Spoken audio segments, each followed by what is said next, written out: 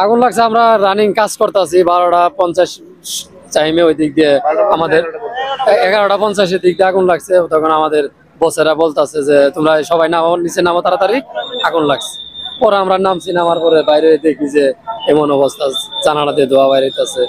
পরে বিয়ে কিংবা যে কোনো আয়োজনে স্পেশাল রান্নার জন্য বেলকুচিবাসীর আস্থার নাম জয়ত্রী মশলা। জয়ত্রী মশলার সাথে স্পেশাল দিনের রান্না হোক আরো স্পেশাল। ফায়ার সার্ভিসে ফোন দিছে, ফায়ার সার্ভিস আসতে অনেক লেট করছে, এই কারণে পানি আগুনটা আর নিয়ন্ত্রণে আসতে পারে না। আমরা কাজ করতেছি, কাজ করার মাধ্যমে দেখতেছি যে হট করে শোনা যাচ্ছে ফায়ার এনার বাজতেছে। ফায়ার এনার বাজার পর দেখতেছি যে হচ্ছে আগুন ধরার শব্দ শোনা যায়। লাস্টে সবাই ওরা বলে যে সবাই আস্তে আস্তে বের হয়ে চলে যান। আমরা সকলে বের হয়ে আস্তে আস্তে চলে আসি। বর্তমানে আসে আমরা নিরাপদ অবস্থায় আছি।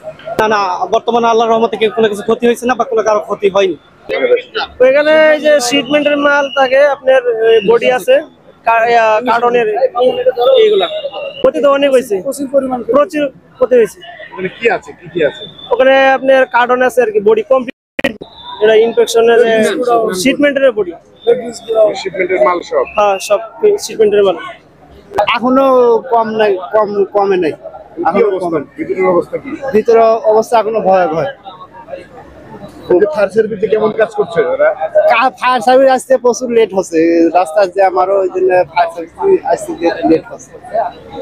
ফায়ার সার্ভিস যদি আগে আসতে তাহলে আরো হয়তো আগে আগুন ভাই। এখন আগুনের পরিস্থিতি কি দেখছেন? এখন আগুনের পরিস্থিতি কম না, কমেনি। আপনার কি মনে হয় কতক্ষণ লাগতে পারে? এটা আরো চালু হলো না, যদি আমার যদি এটা স্টিল গোডাউন না হয়, যদি প্লাস্টার গোডাউন হতো তাহলে হয়তো এখন আগুনটা হতো। মানে নিচে দোতলায় হলো স্টিল গোডাউন, পানিটা দিলে পানিটা কোনো কাজে হয় না। আগুন তো আপনারা দেখতে পাচ্ছেন, আসলে আগুন 6তলা ভবনের দোতলায় ওয়্যার হাউসে লাগছে। এখানে প্রচন্ড ধোঁয়া আছে এবং তাপ আছে। আগুন আমরা আপ্রাণ চেষ্টা করতেছি যেন আগুনটা না ছড়া যায় এবং আগুনটাকে সীমাবদ্ধ রাখার জন্য। তবে ভাই নির্বাপন করতে সময় লাগবে, যেহেতু অনেক ধোঁয়া এবং তাপ আছে। আর এখানে জানেন পুরোটাই ফেব্রিক্স, এটা এখনো বলা যাবে না ভাই। এগুলো আমাদের 9টা ইউনিট কাজ করতেছে এই মুহূর্তে, 9টা ইউনিট কাজ করতেছে।